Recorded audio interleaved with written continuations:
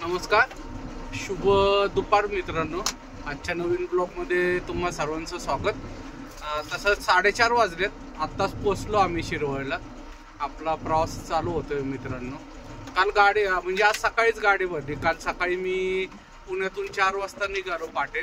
सकाळी इथं गाडी सोडली आणि गाडी भरायला उशीर झाला कारण रविवार होता। दुपारपर्यंत कंपनी चालू होती, त्याच्यानंतर बंद होणार होती। काल तर काय भरली नाही। आज सकाळी पाट डॉकला लागली आणि 11 साडे11ला बाहेर आली आणि आम्हाला यायला जरा उशीर झाला कारण की आज माझ्या पोराचा 12वीचा निकाल होता आणि तो 12वीमध्ये 71% गुण मिळून पास झाला मित्रांनो। आणि माझा भावाचा पण पोरगा संगतीच होते, दोघं पण 12वीची परीक्षा दोघांनी पण दिली, एकाच कॉलेजला होतं। दोघांना पण 71% मिळाले मित्रांनो आणि दोघंही चांगल्या टक्क्यांनी पास झाले। त्याच्यामुळे मी घरी थांबलो होतो। 1 वाजता बरोबर त्यांचा ऑनलाईन रिझल्ट लागला। आता काय पहिल्यासारखं कॉलेजला जायलाच पाहिजे असं काही नाही, घर बसल्या सगळा रिझल्ट समजतो। 1:15 वाजता त्यांना रिझल्ट कळाला। दोघांना पण 71% निघाले पडले। दोघं पण एकाच कॉलेजला होते, एकाच क्लासमध्ये होते, पण दोघांना पण सेम टक्के पडले। तर त्याच्यामुळं थांबलो होतो। आता परत मी आणि संतोष आहे, परत दोघंजणच चाललो। कुंदन शेठ 12 तारखेपर्यंत ट्रिपवरून येणार आहे, म्हणजे अजून भरपूर वेळ, आज 5 तारीख आहे।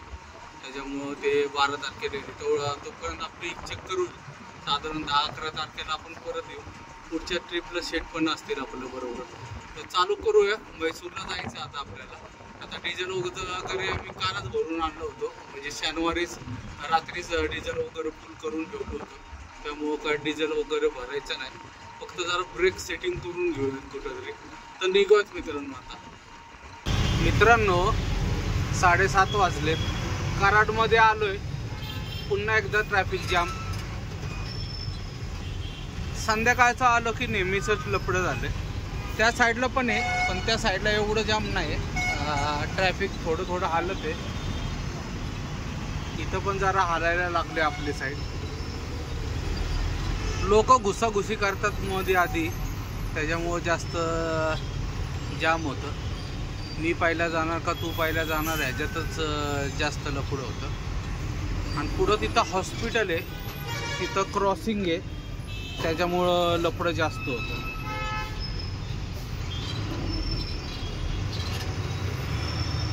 बघा आता हा पण घुसायचा प्रयत्न करा हळूहळू।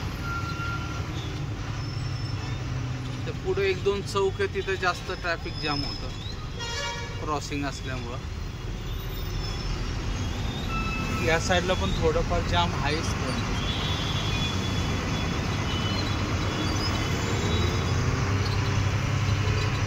जाऊयात जेवढं लवकर होईल तेवढं लवकर।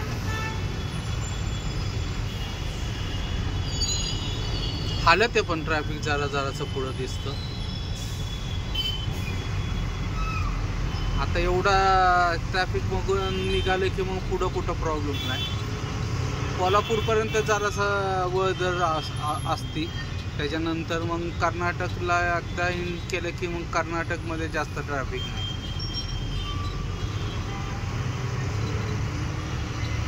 मित्रांनो रात्रीचे 11:15 वाजले, 11:15 आलोय आता आम्ही निपाणीला। सारा हॉटेलला जेवण केलं, आता निघते। आता बघू कुठपर्यंत जायचं वगैरे, नक्की नाही असं कुठपर्यंत जायचं ते, कारण की कंटाळा तर खूप आलाय। जरा आज मूड नाही गाडी चालवायला, पण बघू जिथपर्यंत जाता येईल तिथपर्यंत जाऊया। जिथं झोप येईल तिथं झोपूया, नंतर बघू काय ठरवायचं आणि काय नाही। आता जेवण वगैरे झालं व्यवस्थित, आता निघत मित्रांनो। जरा उशीर झाला आज, मागच्या वेळेस 10:30ला इथून जेवण वगैरे करून निघालो होतो। 3 वाजता फार आम्ही कलगट्टीला पोचलो होतो। आता जर 4 वाजेपर्यंत जर चालवली तर कमीत कमी हुबळी तरी जाऊ आपण, पण बघू आता नक्की नाही काय सांगतायत। जिथपर्यंत जाता येईल तिथपर्यंत तरी जाऊयात, मग लवकर झोपूयात आणि सकाळी लवकर उठून परत निघता येईल। असं नक्की नाही ठरवत, पण बघू काय होतं पुढं। चालूयात पहिले। सुप्रभात मित्रांनो, आज दुसरा दिवस आहे। 9 वाजले सकाळचे। बंकापूरच्या टोल नाक्यावर आहे.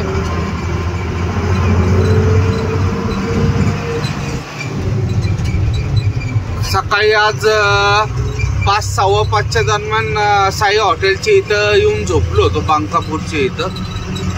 आत्ता उठलो आणि निघालोय आता परत 12 वाजेपर्यंत चालूयात. 12 नंतर परत थांबूया.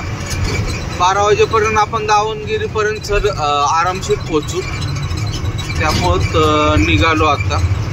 नाही तर इथंच झोपणार होतो पण बराच वेळ गेला असता, त्याच्यामुळं उठलो आणि निघालो. जाऊयात दावणगिरीपर्यंत 100% जाऊ आपण.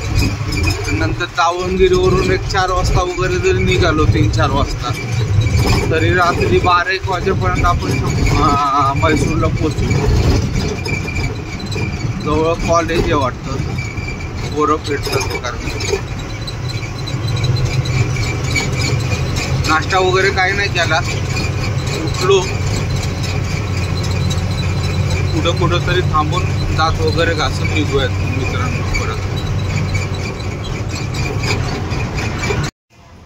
दुपारचे 12 वाजलेत मित्रांनो. दावणगिरीला आलोय आता. मागं जरा झोपलो होतो सकाळी बंकापूरच्या इथं. त्याच्यानंतर उठून आलोय आता दावणगिरीला. जेवतो. नेमकं जैन हॉटेलला थांबायचं होतं पण तिथं रस्त्याचं काम चालू असल्यामुळं हॉटेल बंद ठेवलं त्या लोकांनी. त्यामुळं सगळेच वांदे झाले. आता आपण चन्नगिरीला टर्न मारतो. तिथं अलीकडं जेवणासाठी थांबलो. पार्किंगला तिथं जागा भेटली, तिथं जेवूयात आणि कुठं तरी आता व्यवस्थितपैकी सावली बघून झोप काढूया. आणि नंतर 3-4 वाजता जर उन्हाचा अंदाज बघून 3-4ला निघूयात. म्हणजे रात्री 12च्या आत आपण पोचू. जेवढा लवकर तिथं पोचू तेवढा लवकर आपला नंबर पण लागेल. त्याच्यामुळं ठरवूयात काय करायचं काय नाही. जर पावसाळी वातावरण वगैरे झालं तर निघता येईल. थोडे 1-2 तास झोप पाहिजे. तर जेवण करून निघूयात मित्रांनो.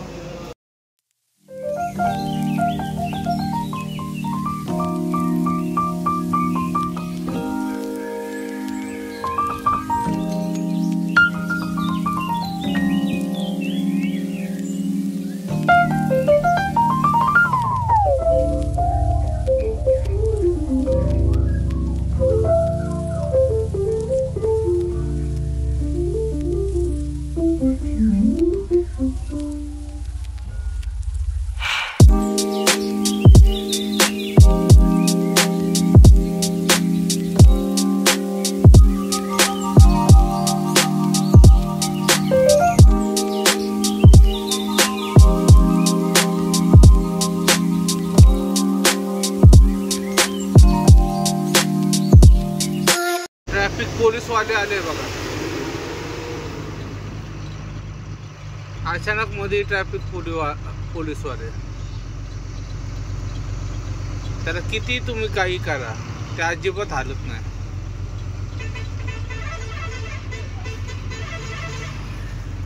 हा त्यांना हॉर्न मारतो आणि काय ओळखू येणार नाही कोण कोणचं आहे आणि काय कसं आहे. एकदम सेम आहे बघा मित्रांनो. 5:30 वाजलेत आता. झोपलो होतो चलगिरीच्या पहिले. तिथून 7:30ला उठलो, 4:45ला निघालो. 2-2.5 तास चांगली झोप झाली, त्याच्यामुळे झोपलो होतो. पोचू आता साधारणपणे आम्ही 12 वाजेपर्यंत तरी पोचायला पाहिजे. 12-1च्या आतच पोचू. बघूयात आता. एवढं भारी सीन आहे ना, असं कॅमेऱ्यात वाटत नाही शूटिंग काढल्यानंतर. म्हणजे खूप भारी आहे. 4 बाजूने बारीक बारीक डोंगर आहे, सगळीकडं असं पाणी. या बाजूला सगळे नारळाचे झाड आहेत आणि सुपारीचे झाड आहेत. मच्छी पकडत आहे छोट्या बोट मध्ये बसून तो माणूस.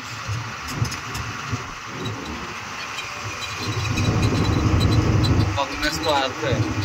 शक्यतो स्पॉटला आपण कायम चिकमंगळूर मधून निघालो की रात्रीच येतो. केव्हा तरी असं होतं की आपण दुपारचा प्रवास करतो इथून म्हैसूर वगैरे जातलो असं तरच दुपारचा जातो आपण. भारी म्हणजे एकदम भारी वाटतं.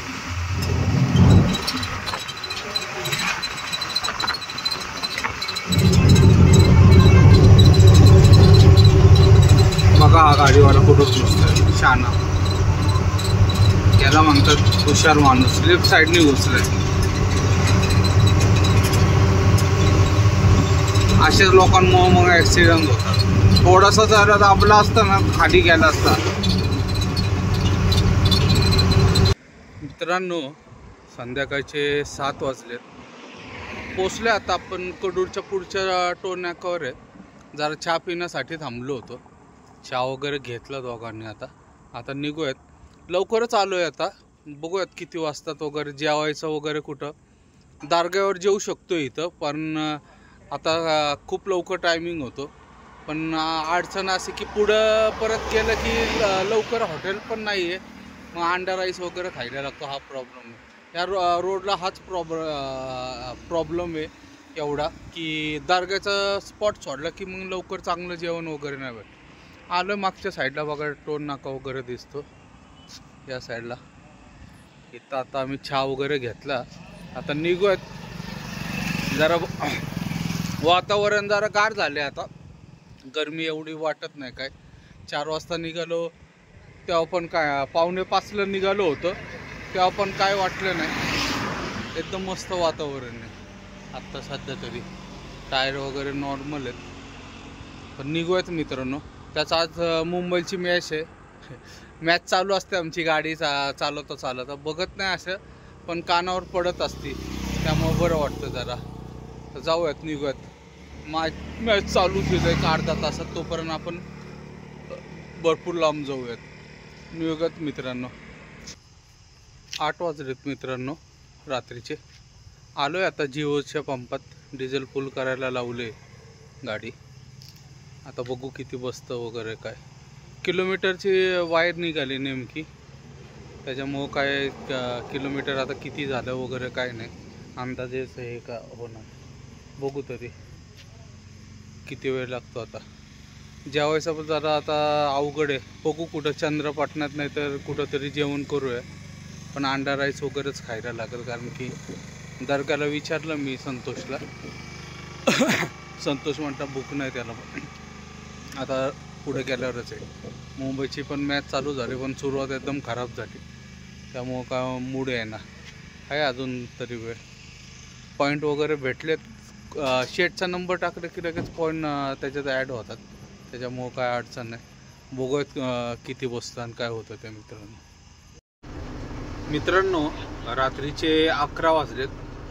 KR पेठमध्ये आता जेवासाठी थांबलो होतो. जेवण वगैरे केले. आता निघतो म्हैसूरला. बघू आता कधी पोचतो वगैरे.